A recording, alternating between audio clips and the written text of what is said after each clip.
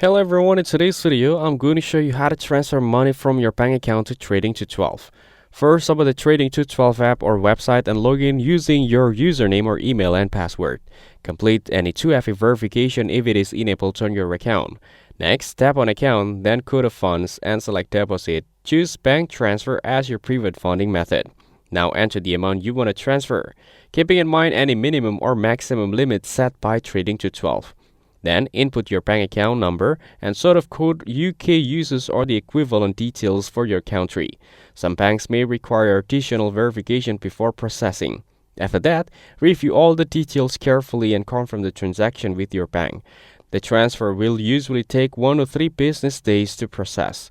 Finally, refresh the Trading212 dashboard to check if your balance has been updated. If the funds don't appear with the expected time, contact Trading212 support for assistance. That's it. Thanks for watching. Don't forget to like and subscribe for more videos.